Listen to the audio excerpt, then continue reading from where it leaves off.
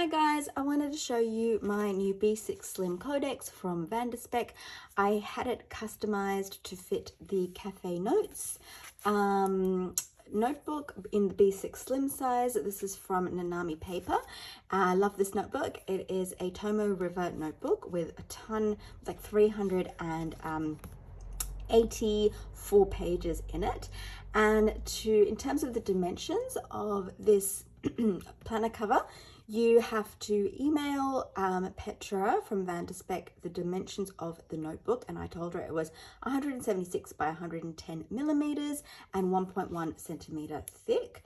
And then she will make a beautiful snug fitting codex to house the notebook. So I'll show you what it looks like with the notebook inside, but just in terms of the customizations that I chose to have square corners. Square corners adds like a huge extra amount to the base price. However, for certain models, I feel like it's square corners or bust. I just really need to have them. So I have to pay that amount, otherwise I just won't really enjoy what the finished product is. For other models, I don't really feel like I have to have them. It just depends. So maybe like have a look at the pictures that other people have if you're trying to make a decision on that. I can't remember what the stitching is. It's coming off as, I think it might be velvet sand. That's definitely kind of what it looks like to me. So there is a contrast, but it's not like a really bright in your face contrast, like maybe, I think this one is white. I don't know if you can tell the difference, probably not on the camera, but I do like to have like an element of contrast stitching on my planners. So gold popper, I asked for a chunky clasp, and then the other, I didn't get a back pocket. Now this is my foray into the world of not getting back pockets. Ever since I first got into planners, and the second brand I got into after Louis Vuitton was Giulio, and they had the back pockets, and I just kind of really bought into this idea that the big back pocket, that pocket that goes all the way around here so you can put stuff in the inside. I got into this idea that was the be all and end all of like planner design. And I just kept ignoring the fact that I either never used that back pocket, or I put things in there and then totally forgot they were there and then changed planners and then just lost the important piece of paper that I thought I had to carry with me. And it really affects the way the planner sits when you open it. It makes it difficult for the planner to lay flat without sort of like wobbling. So I've just started like getting them without, and I love it. It's so good. I thought it would affect how squishy it would be, but with this planner I asked for Bontex, which is a type of stiffener that does not feel like cardboard. It feels more foamy. So but I also asked for foam. I can't remember if I said extra foam or just foam or what I said, but it feels really nice and squishy because of that. So it doesn't feel like I'm missing a layer of leather or whatever, you might otherwise feel like. And then the customizations on the inside, I kind of went the opposite to what, and I got rid of the pockets. So there's a reason I had for getting rid of the pockets. I have this one with, with the normal pocket layout. I think it's absolutely beautiful. It's also a custom, but the little bits of extra leather here, I can feel it. I can feel the bump there, and if I put anything in there, I feel it all the more, and I don't like that bump there when I'm touching it. And so I just thought, I don't really need to put anything in those pockets. Like, I will put stuff in there if they're there, but I don't need them. Why don't I just get rid of them? I'm sure I can do without. And it's a little bit hard to ask for someone to take things out of the planner because it's not going to be cheaper. So that's the one thing. It won't cost you more to take that stuff out, but it also won't cost you any less. And there's always that like feeling of, hang on, I could get more stuff for the same amount of money. Maybe I should, but I had to work through that and go, hang on, no. That's not actually what I want, and there's a good reason why I don't want that. And so now there's no bump there, and I love it. Okay, I just love that. And it's a beautiful, nice, simple notebook. Just one pen loop, And, you know, is it elasticated? It doesn't look very elasticated. I don't know if it is. Yeah, it is. It's elasticated.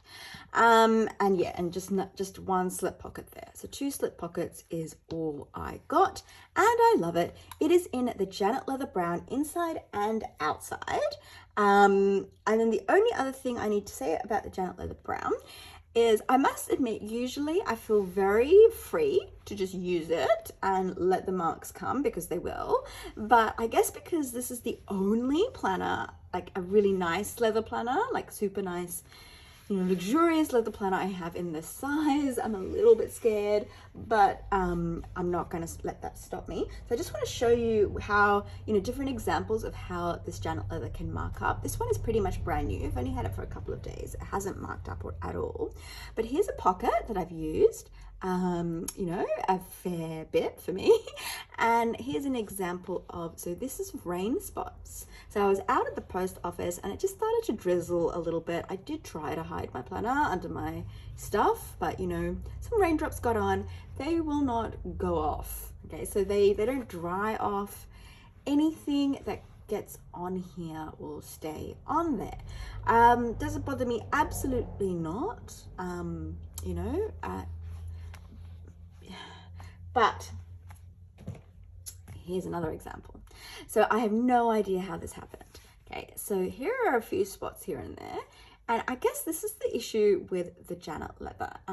You won't necessarily know how the markings happen. Like, you'll be like, hang on, that was just sitting on my desk. How does it now have this spot? And that was exactly what it was like for me. I was like, this is just on my planner desk. Why does it suddenly have this massive spot? And the thing is, it hasn't bothered me because it's on the back and I don't see it. However, if it was on the front, would it bother me? I don't know. I hope not, because I do like that idea of the leather aging and antiquing and getting worn and used, but I also really like how it looks when it's not like that. So there's that. And then here's another example. This is my own stupid fault. I did change the ink in a fountain pen with my planner right there, and it did just spray, and it got it got on there, and somehow I can't say it does bother me. I don't know why. You would think it absolutely would, since it's right there in the middle on the front, but it doesn't. And then it's got all these other little markings too. And again, unlike my little pocket where I know where these marks came from, I have no idea where these things, can you see that? I have no idea where this stuff came from, because I don't take this outside the house. I generally often don't take my planners outside the house. So it will mark up, but don't you think it looks beautiful? You know, let's bring this one back. Even this one. Maybe it doesn't look beautiful, but like, let's see, with time we'll see. So that's that. Now I want to show you what I've put in here. I've actually not put the cafe notes in here after all, because I discovered Planner Perfect and I love them, and I'm really into them right now. So I've just got one Planner Perfect book, and I'll talk to you about that in a sec. So one Planner Perfect notebook in there, and then I've just got the Jibbon Petro B6 Slim pouch where I put the Planner Perfect stickers and journaling cards, and then I've got one 60-page, I think, Tomo River notebook in the B6 Slim size, cut down. I cut it down about 1 centimeter to make it sort of sit nicely in here, from Good Impressions, which I love. I asked them for square corners and 4mm grid in the notes section, and they supplied, and they are amazing. I love them. They're a great company. Beautiful notebooks. They are stapled notebooks, whereas the Planner Perfect ones, they are I don't know if they're hand stitched, but I don't know, they're stitched on the spine. So I want to talk to you about that in a second, but so that is the way it fits if you put that stuff in. And I guess I should show you, it's only right, that what it would be like if I just put a cafe notes book in, since that is what it was designed for. So if I did that, then this is what it would be like. It'd be a perfect fit. I love that they are perfect fits, you know. Maybe it has like a 1.5 millimeter allowance on either end. I hear you. Oh, I won't make a comment on whether you can put the jibbon. Do you want me to tell you? I can find out for you right now if I still have the jibbon on my desk, which I do. Look, see what I'll do for you guys. There we go. So take that out. Now this, like I said, it was custom made for this. I gave Petra the dimensions of this notebook, which are on the back of the notebook. And I said 1.1 centimeters for the spine. And let's see, will it fit this? I'm going to say no. Is it possible that if I were to really squeeze it in by trying to lift the glue, maybe trim it a little bit, then I could, but otherwise, no. It would have no problems in terms of the width, but in terms of the height. So if you want the jibbon techo, then give her the dimensions of that. If you want to use both, give her the dimensions of the jibbon techo, because that is the bigger planner. And then make sure you add both to the width, you know. Okay, so I love it. I love Vanderspec. They are not cheap, but they never disappoint. So that's fantastic. Okay, so in terms of Planner Perfect, I don't know how I discovered these. I think I was watching a YouTube video and I saw these beautiful artworks, and I went to the website and I saw more beautiful artworks, and it was like, I must have. And it's really been back and forth for me on this, but I'm currently definitely on, and I'll just talk to you about the pros and cons. So the pros, now this is not specific to the notebook, but I absolutely love the scripting method that the owner, Jenny, of Planner Perfect kind of talks about, and that you can use in these notebooks if you want. You can use the scripting method on like a blank piece of paper. It doesn't have to be in these notebooks. You can use it anywhere. It's just a way of planning your day. I heard about it. I just want to note that I'm not religious. I'm agnostic. I personally do not think the scripting method has anything to do with religion one way or another, whether you are religious or not. I personally would make an argument that it doesn't matter. You could still use that method.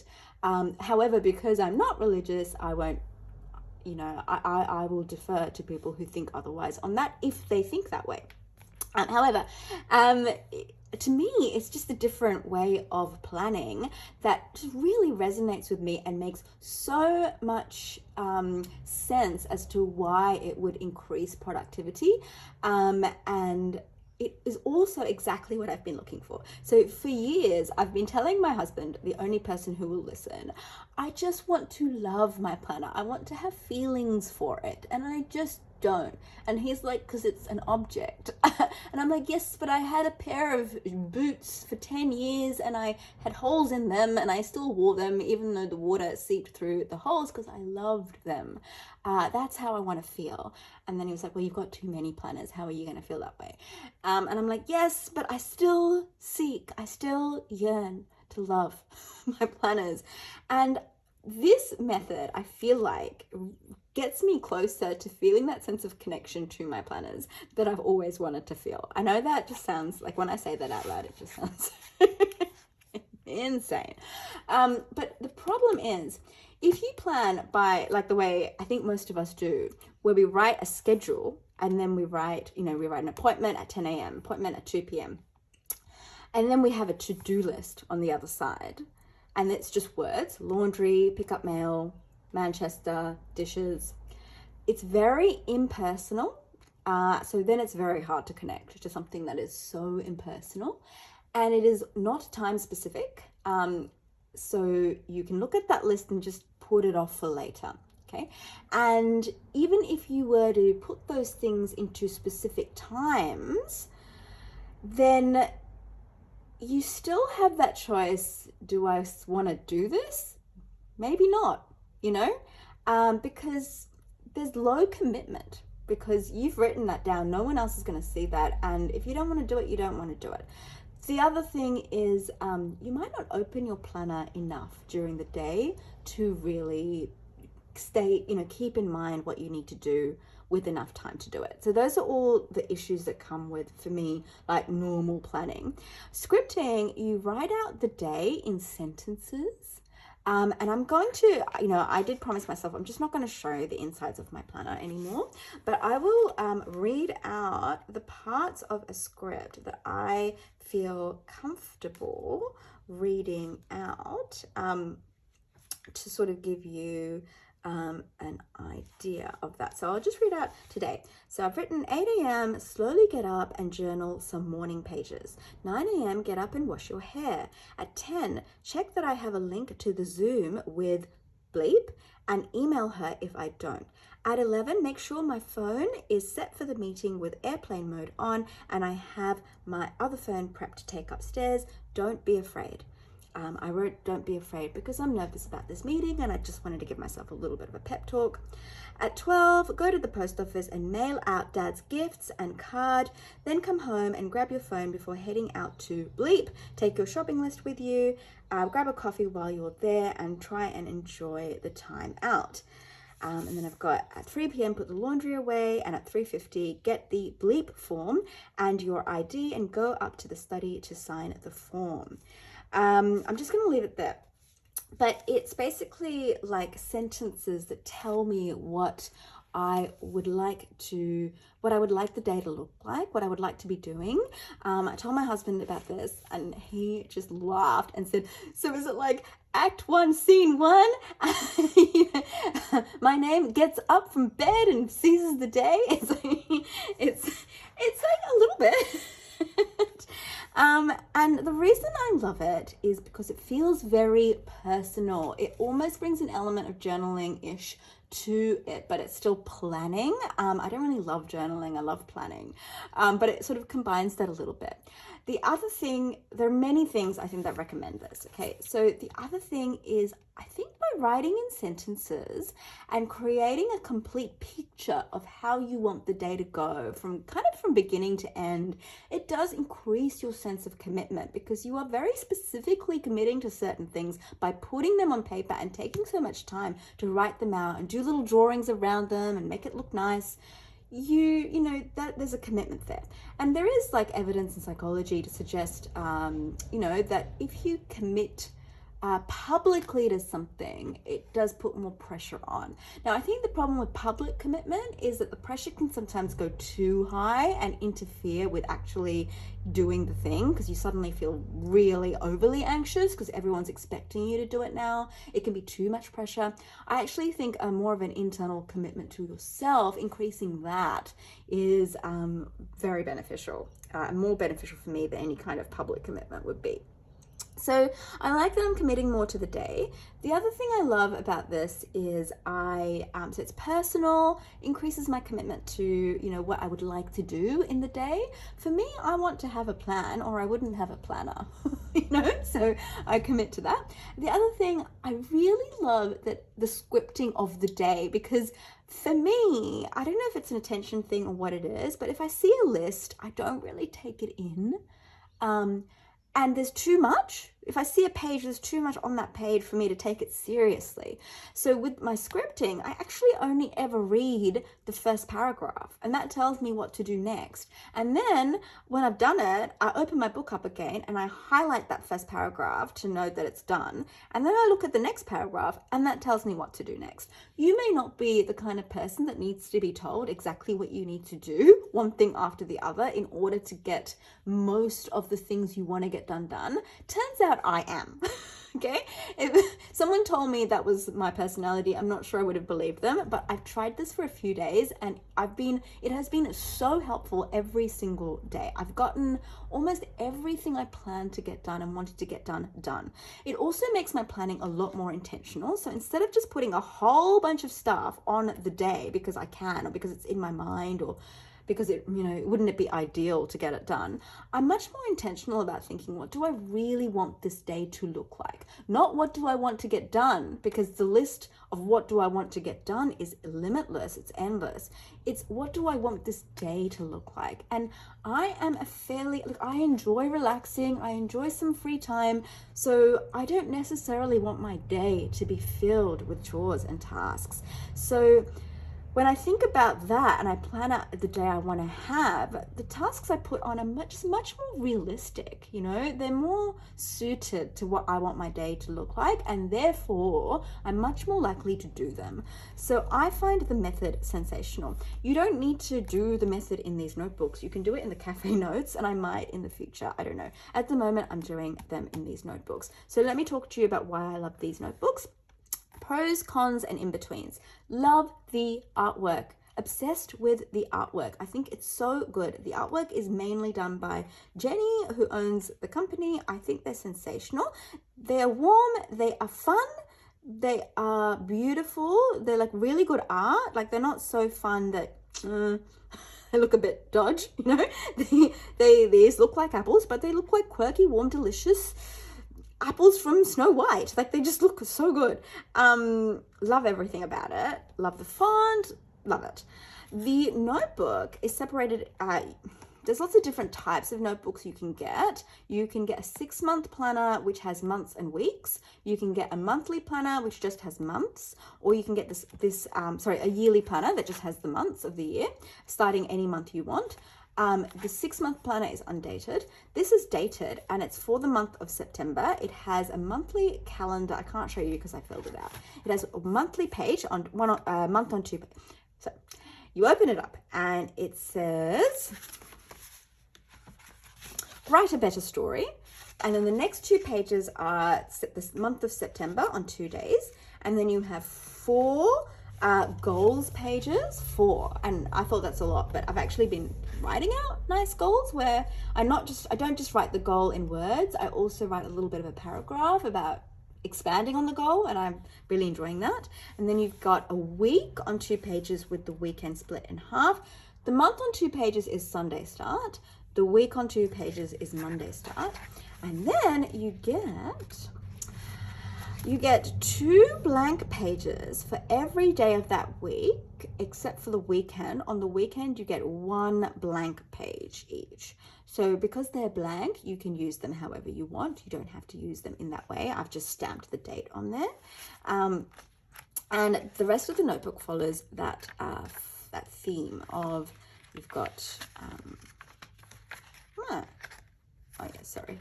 you've got the week on 2 pages, and then you've just got the blank pages, and you've got that for all the days in that month, which is fantastic. And I think you get a few extra pages as well.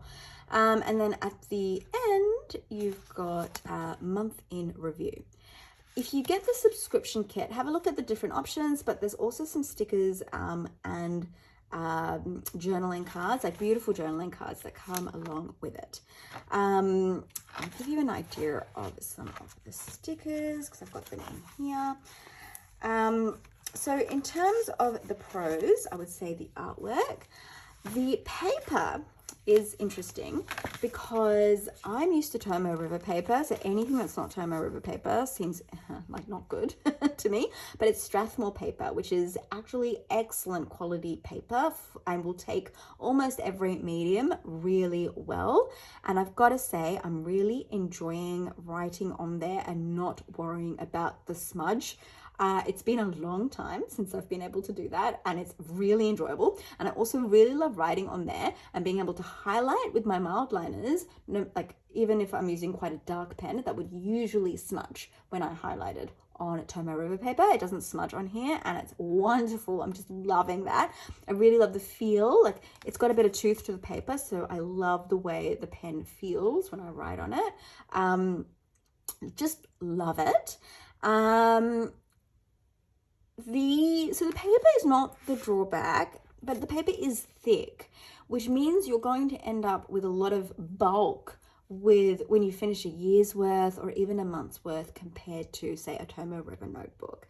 So then you do have to store that. I guess you could scan it into your phone and get rid of it, but there's a lot of personal information in there, so you're really going to get rid of it. You can't just throw it out. So that is an issue, and I think that may be quite a hefty issue for me at some point, but we'll see. I just am enjoying it so much that I can't let myself worry about that too much for now. We'll see. the other issue is that, okay, it's great that it's bound like this, much better than stapling. However, because it's so thick, the book just pops open, you know, pops open. It doesn't really lay flat, okay? So you can train that. I've been training it a bit, and then it'll be fine. But then once you close it again, like say I want to train it on a different day to the center, okay? So then I do that, and then do that, and it's fine. But once I close it again, it will have just lost, it won't really, you know, you can't train every page and have it lay flat as beautifully and as easily as a Toma River notebook with that binding that allows it to lay flat. That's my experience anyway. You know, the size of the notebook may impact on it. I imagine the smaller and narrower the notebook, the harder it's going to be, the more weight that is on these pages because the notebook is bigger. I'm going to guess the easier it would be, but what do I know? I didn't even do year 12 physics. What would I know? So I don't like that. I don't like the bulkiness. I don't like that. I love that it is stitched, but because it's so thick, you have to keep pushing it down. Sometimes I get tired doing that, constantly pushing it down. Having said that, I love that it's 2 days per page. There is almost nothing out there in terms of bound notebooks that will give you bound notebooks with dated stuff in there. That will give you 2 days per page, and I just really need that. And if you're going to script, you're going to need that as well. So I don't like to feel confined. Even if I don't use 2 pages, I don't like to feel confined with one. So I love that. And if you put all these things together, the beautiful Strathmore paper, 2 days per page, you're going to get a thick notebook. It's just part of it. And so part of me going back and forth was, am I okay with that? If these were cheap, it would be very easy to say I was okay with it. But for me, these cost 4 times what it costs you if you're in the US, because our exchange rate and because of shipping. So shipping costs as much as the package, and then you've got to double that again. So you've got 4 times the cost. So it's really expensive.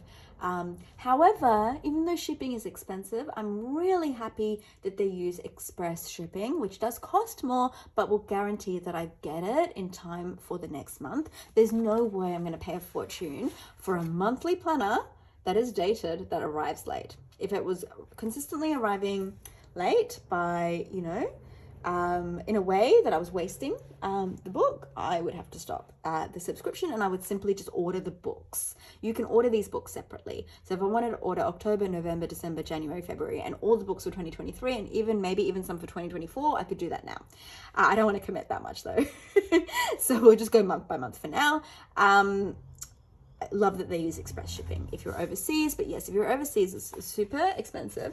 You do get like this stuff in the subscription box, and I've got the one where you get a journal and you get the diary. And even though I'm not sure I really need that journal, I love that the artwork on the journal matches in terms of the color palette to the monthly planner. So I just kind of love it. These stickers, they're interesting stickers. Is it vinyl? I don't know what they're printed on, but they're like, it's really thick sort of stickers. I like using them in the book because they coordinate with the artwork, and I think the cards are really nice as well. They're blank on the back so that you can write notes or journal in them and tip them in, which is fantastic. So that's how I'm using it. Loving Planner Perfect. I've also ordered some traveler's notebooks from there, and I might show you those when they arrive. All right, guys, longer video than I thought it was going to be. Bye for now. See ya.